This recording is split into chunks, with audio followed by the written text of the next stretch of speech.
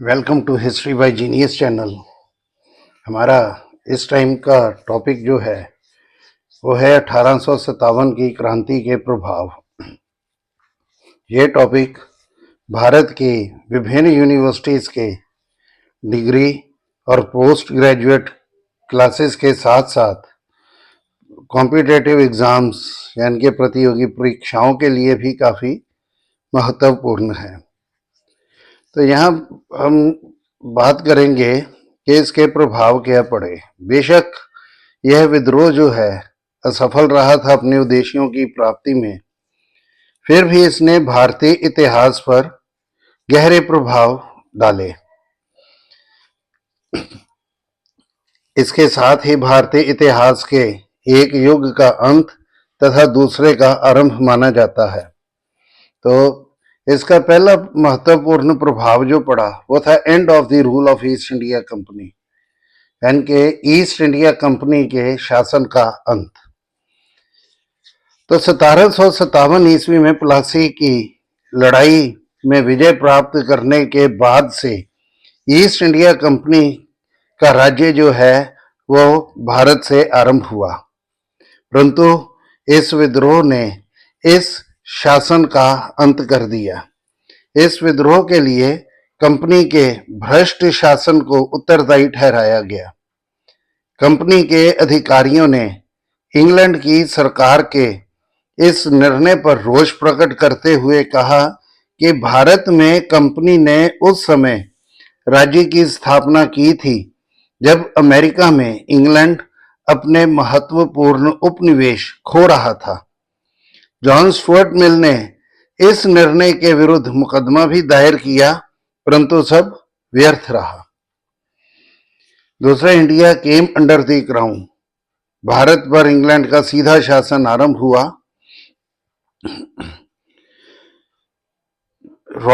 PE Roberts ने लिखा है, the suppression of the mutiny was deemed a fitting time for the crown finally to take over the control of the Indian government.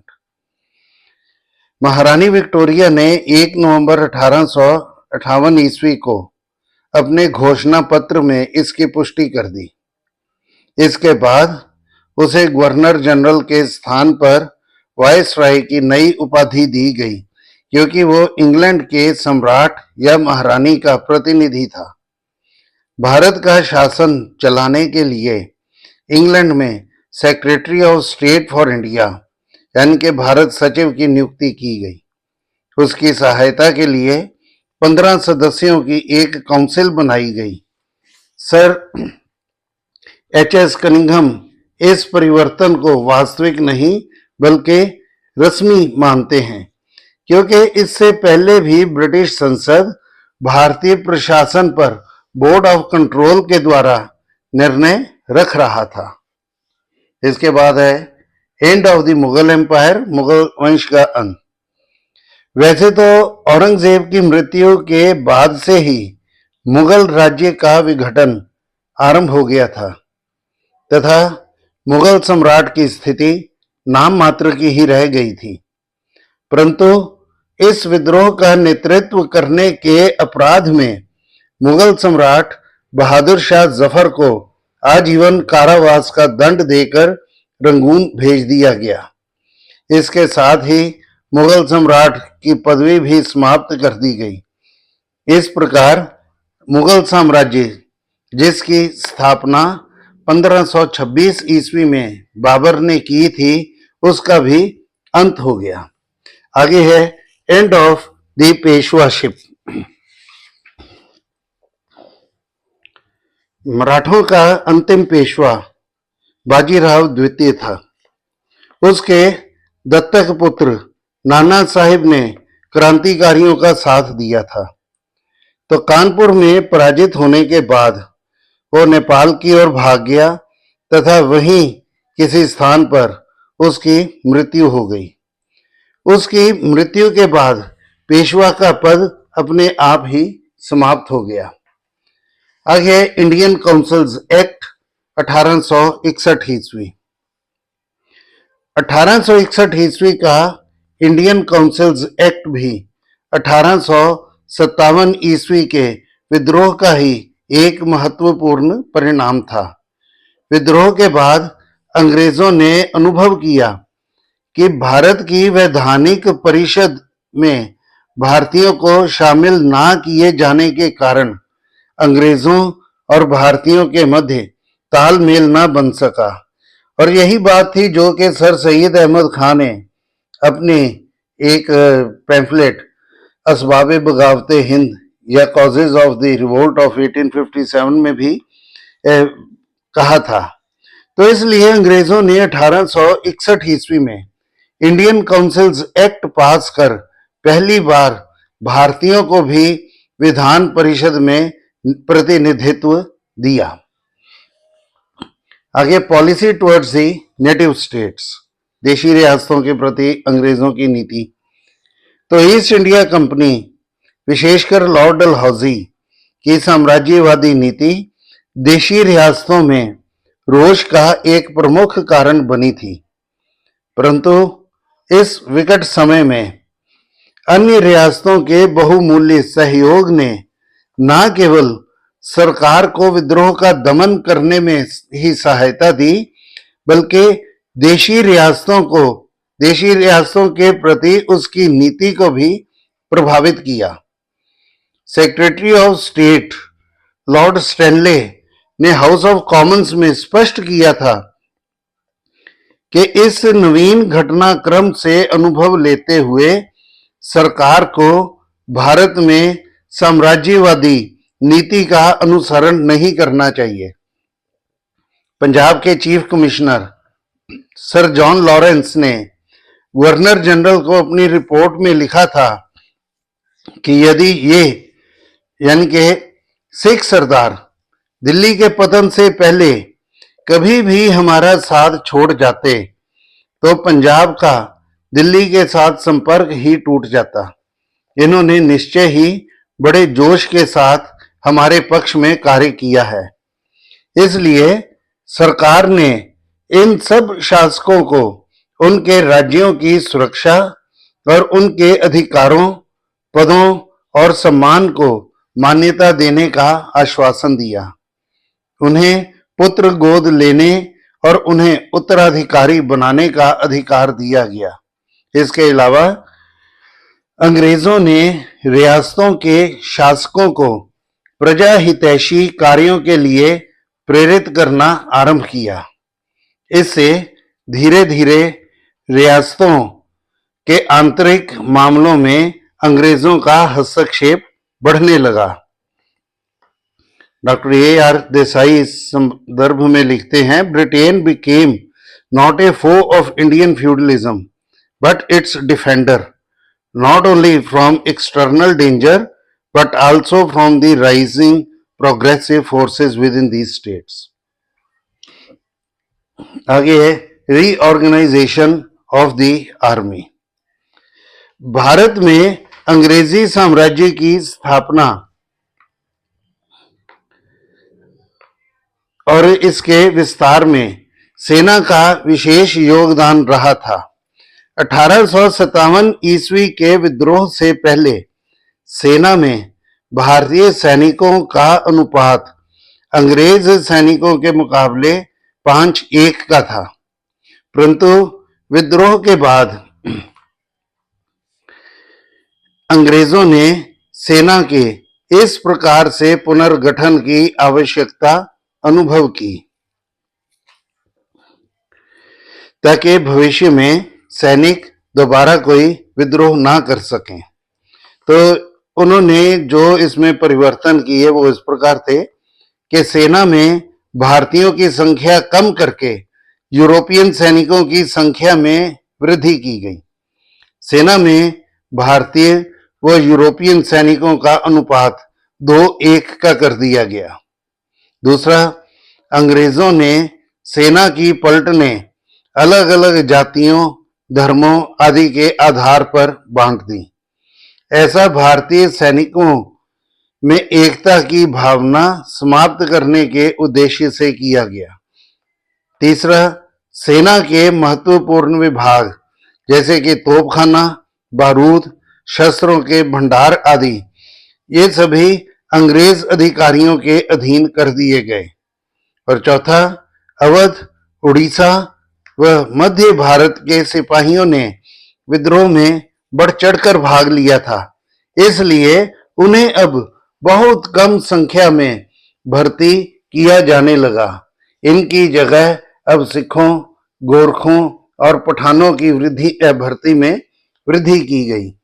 आगे है strict supervision over the armies of the states, मतलब कि देशी शासकों की सेनाओं पर कड़ी निगरानी। इसमें कोई संदेह नहीं कि 1857 ईस्वी के बाद सरकार ने देशी रियासतों के शासकों के प्रति अपनी नीति में महत्वपूर्ण तब्दीलियां की थीं। उनके राज्य हथियाने की नीति त्याग दी गई, परंतु अभी भी उन पर अनेक प्रतिबंध लगे हुए थे। अंग्रेज अधिकारियों द्वारा देशी शासकों की सेनाओं तथा उनकी सैनिक सरगर्मियों पर कड़ी निगरानी रखी जाने लगी।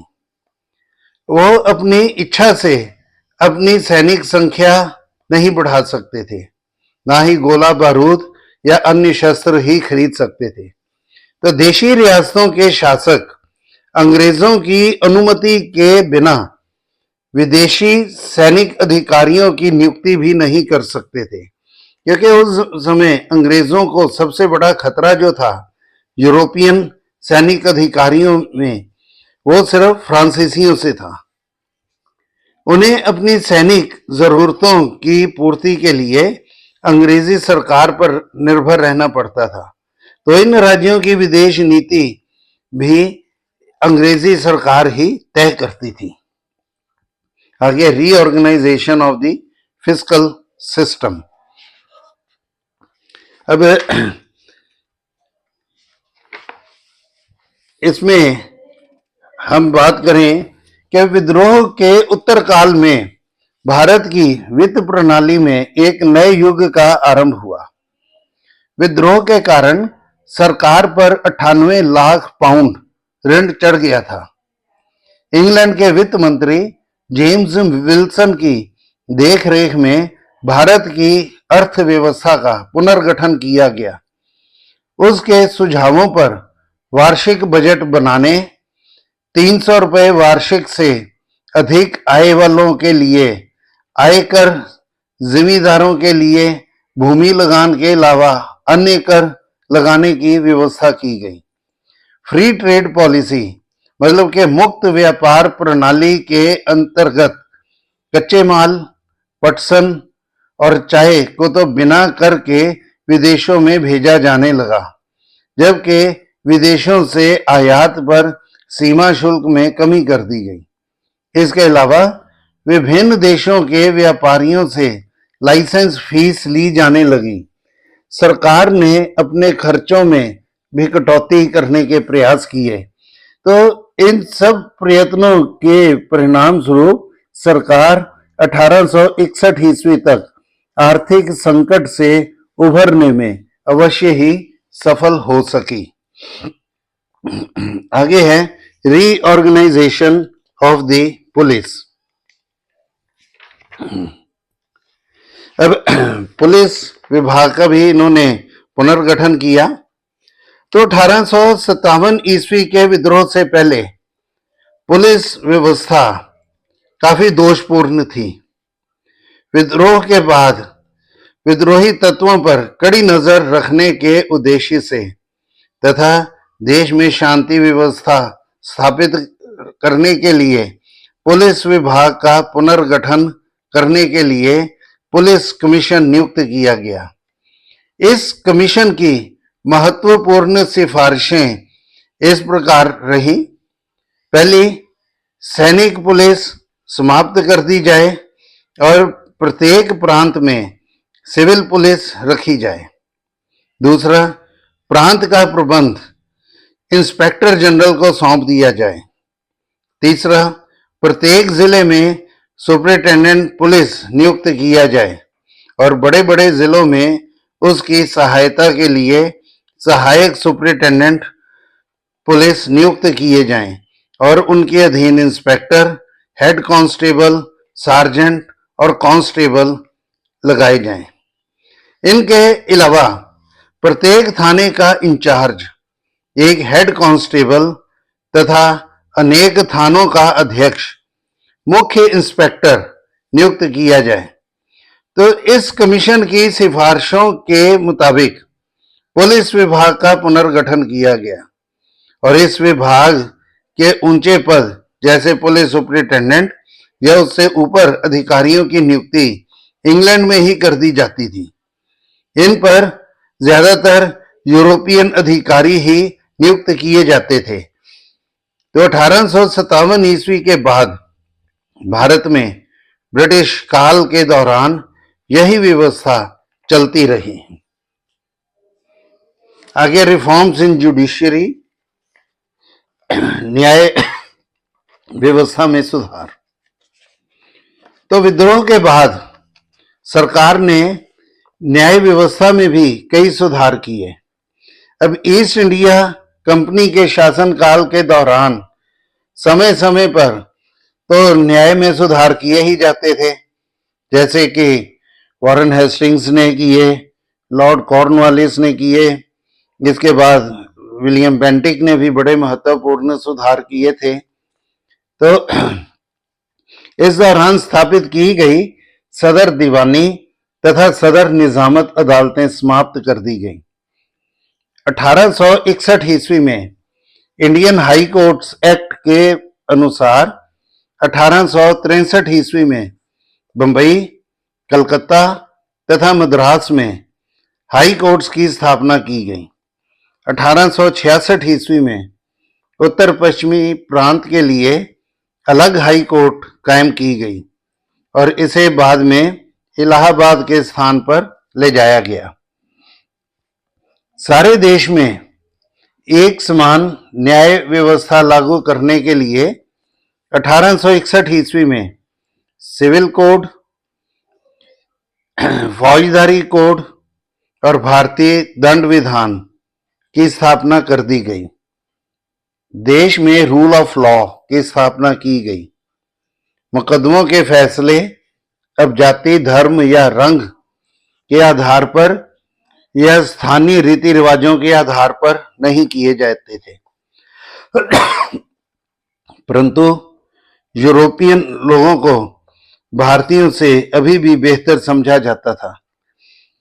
प्रेसिडेंसी नगरों में भारतीय जजों को यूरोपियनों के मुकदमे सुनने का अधिकार नहीं था और 1863 ईस्वी में लॉर्ड रिपन ने एल्बर्ट बिल के द्वारा भारतीयों को यह अधिकार देने का प्रयास किया, परंतु यूरोपियन जजों के विरोध के कारण ऐसा संभव न हो सका।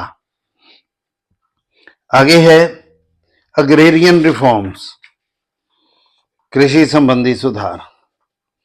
अब ये हमें पता है कि लॉर्ड कॉर्नवालिस ने परमानेंट सेटलमेंट ऑफ बंगाल की स्थापना की थी और इसके द्वारा उसने किसानों के हितों की रक्षा करने का प्रयास किया, लेकिन वो पूर्ण रूप से सफल नहीं हो सका।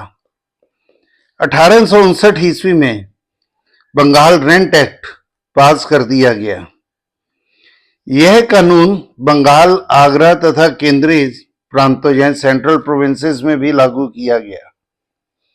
तो इस कानून में उन सब किसानों को भूमि पर ऑक्यूपेंसी राइट्स यानी कि काश्तकारी अधिकार दे दिए गए, जो पिछले 12 साल से इन जमीनों पर खेती कर रहे थे। तो उनके किराए में वृद्धि केवल अदालत के आदेश द्वारा ही की जा सकती थी। दूसरे प्रांतों में भी किसानों के हितों के लिए ऐसे ही कानून पारित किए गए थे।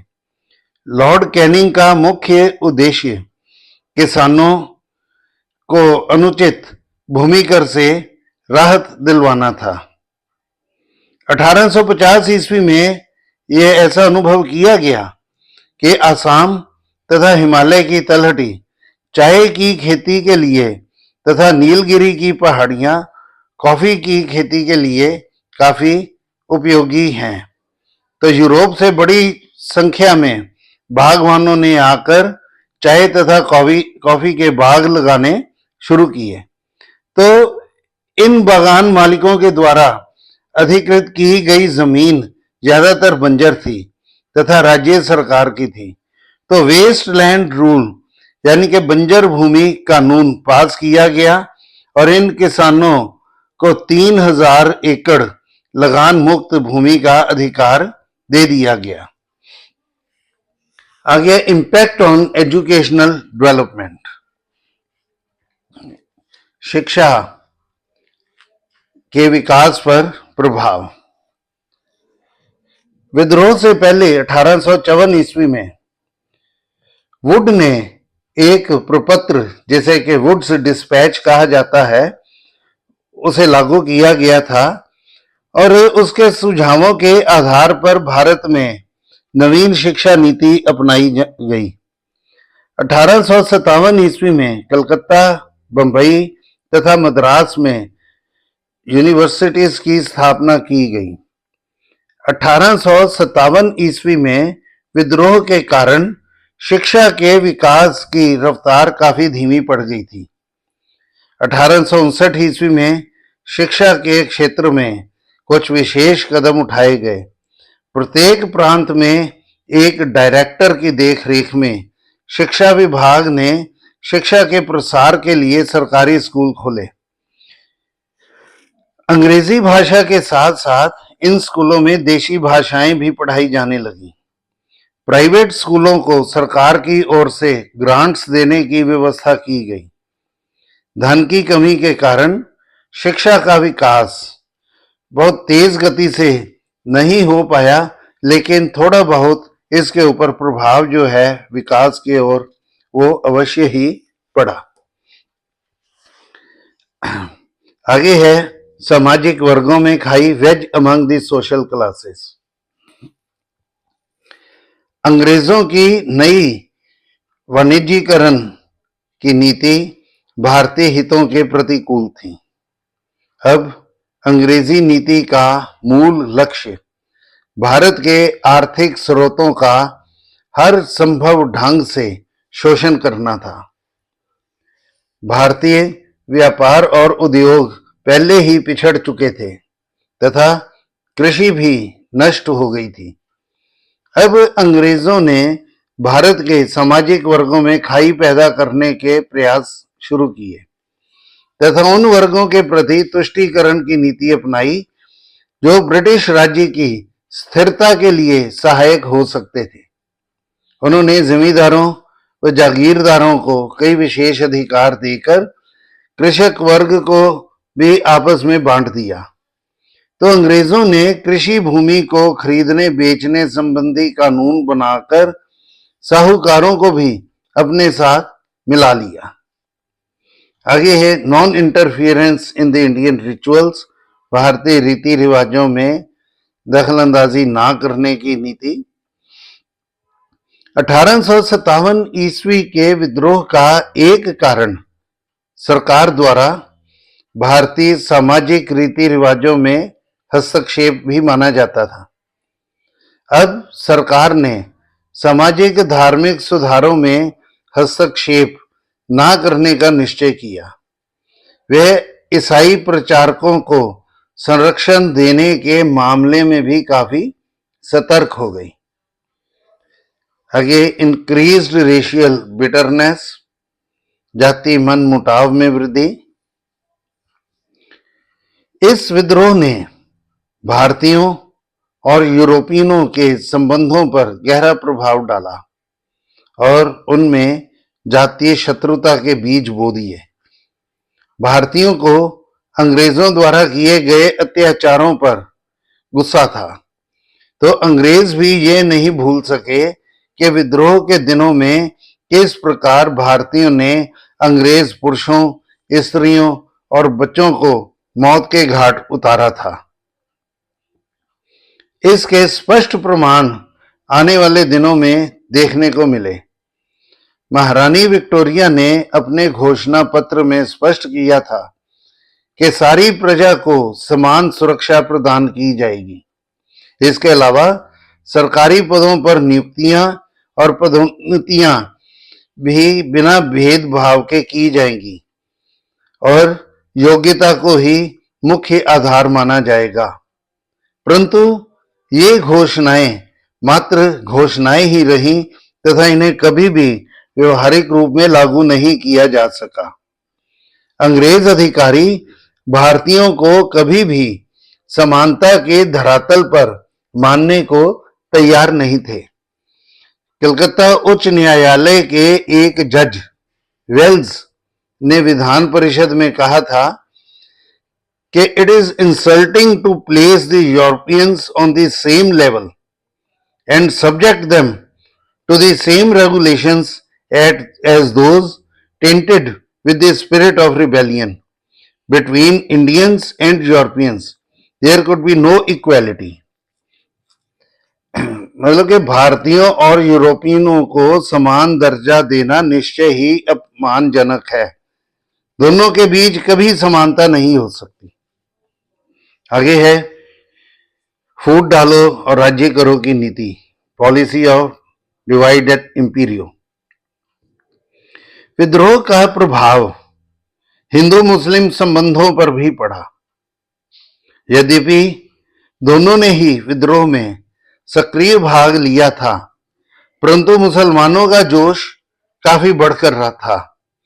आगरा, अलीगढ़ व रोहेलखंड में अंग्रेज अधिकारियों ने भी अपनी रिपोर्ट में लिखा था कि मुसलमान तो ज्यादातर हमारे विरुद्ध ही रहे, जबकि हिंदुओं का व्यवहार हमारे प्रति मैत्रीपूर्ण रहा। ऐसे ही विचार पंजाब सरकार के भी थे। दूसरी ओर हिंदू व मुस्लिम नेताओं ने एक दूसरे पर सहयोग न देने का आरोप लगाया। अंग्रेजों ने दोनों में उभर रहे मतभेदों का पूरा लाभ उठाया तथा उन्हें एक दूसरे के विरुद्ध उकसाते हुए फूट डालने का प्रयास किया। उन्होंने हिंदुओं के लिए तो विकास के कई साधन खोल दिए, जबकि मुसलमान राजनीतिक, आर्थिक और सांस्कृतिक क्षेत्रों में पिछड़ते गए। आगे impetus to the policy of nationalism, राष्ट्रीयता की भावना का विकास। बेशक विद्रोह अपने उद्देश्य की पूर्ति में असफल रहा था, फिर भी इसने भारतीयों में राष्ट्रीयता की भावना जागृत की। धीरे धीरे विदेशी सत्ता से मुक्ति को भारतीयों ने अपना लक्ष्य मान लिया। इसके नेताओं जैसे कि बहादुर शाह जफर, मंगल पांडे, नाना साहेब, रानी लक्ष्मीबाई, तांत्या टोपे, कुंवर सिंह आदि के बलिदानों से भारतीयों ने देश प्रेम की प्रेरणा ली। कई राजनीतिक दलों और आतंकवादियों ने इसे भविष्य में स्वतंत्रता संघर्ष के लिए रिहर्सल माना।